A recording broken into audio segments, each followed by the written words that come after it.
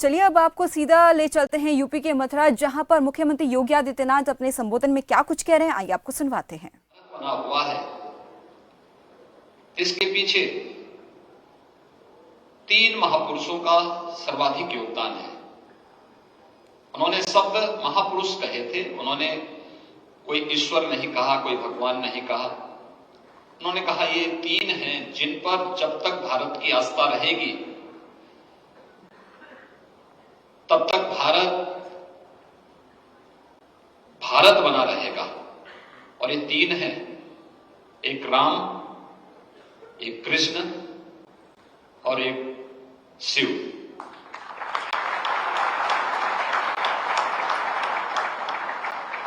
भगवान श्री कृष्ण के बारे में अगर आप देखेंगे तो पूरब से पश्चिम तक सुदूर अरुणाचल में आप जाएंगे तो अरुणाचल में आज भी रुक्मिणी की कथा लोगों के मन में उसी प्रकार से रसी बसी है। जैसे हम इस ब्रजभूमि में आते हैं तो राधे रानी की जय कहने से अपने आप को वंचित नहीं कर पाते। और यही भाव सुदूर पूर्वोत्तर के राज्यों में महारानी रुक्मिणी के साथ भी जुड़ा हुआ है। पूरब से पश्चिम को जोड़ने का कार्य उस कालखंड में भगवान श्री कृष्ण ने किया था। और राजकुमारी रुक्मिणी को वहां से लेकर के और उनके शादी विवाह का बंधन का कार्यक्रम द्वारिका के पास हुआ था, सुदूर समुद्र के तट पर। पूरब से पश्चिम से जोड़ने का कार्य और राम ने त्रेता युग में आज से उससे भी बहुत पूर्व उत्तर से दक्षिण तक जोड़ने का कार्य किया था। उत्तर से दक्षिण तक की जो सीमाएं भगवान राम ने हजारों वर्ष तय की थी, भारत की वही सांस्कृतिक सीमा आज राजनीतिक सीमा के रूप में भी है। 12 ज्योतिर्लिंगों के माध्यम से पूरे भारत को एकता के सूत्र में जोड़ने के कार्य भगवान शिव के द्वारा अलग अलग स्थलों पर जिस श्रद्धा भाव के साथ भगवान शिव के प्रति भारत की आस्था आज भी जुड़ी हुई है, उन देवालयों में, उन शिवालयों में भारत की आस्था उमड़ती भी दिखाई देती है। और इन्हीं सब बातों को लेकर के उन्होंने कहा था कि जब तक इन 3 के प्रति भारत की आस्था बनी रहेगी, दुनिया की कोई ताकत भारत का बालवांका नहीं कर पाएगा। और आप सब सौभाग्यशाली हैं कि इस ब्रजभूमि के इस प्रतिष्ठित विश्वविद्यालय में अध्ययन और अध्यापन का सौभाग्य आप सबको प्राप्त हुआ है।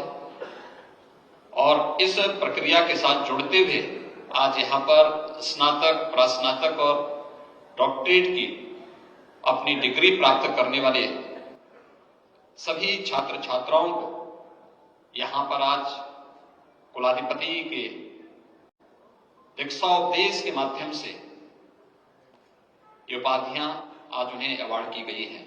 आप सबको मेरी बधाई, आप सबके मंगलमय भविष्य की मैं कामना करता हूं।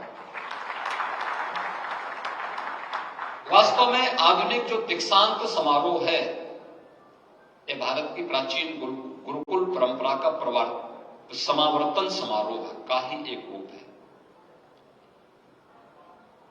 आज हम दीक्षा के अंत में करते हैं।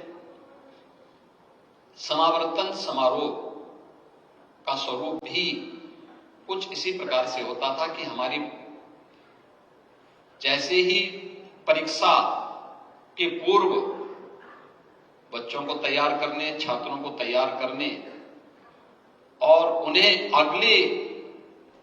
आगे की ओर बढ़ने के लिए प्रेरित करने के लिए जो उस कालखंड में समारोह होते रहे होंगे, वह समावर्तन समारोह थे।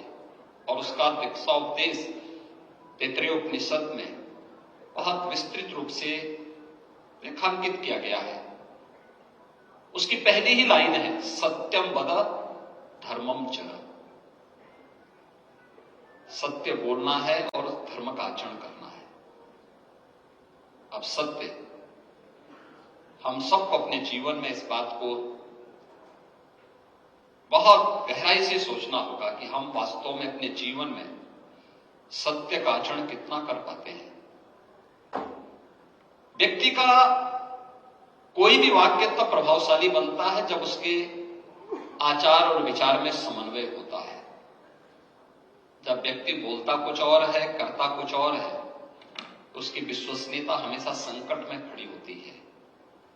और जिसका स्वयं पे विश्वास न होता हो, उस पे समाज या देश और दुनिया उस पे क्या विश्वास करेगी। इसलिए सत्य बोलना और धर्म का आचरण करना, भारतीय मनीषा ने धर्म को कभी उपासना विधि के साथ जोड़ करके नहीं देखा। आप मंदिर जाएं न जाएं, पूजा करें न करें, यह आपका विषय है।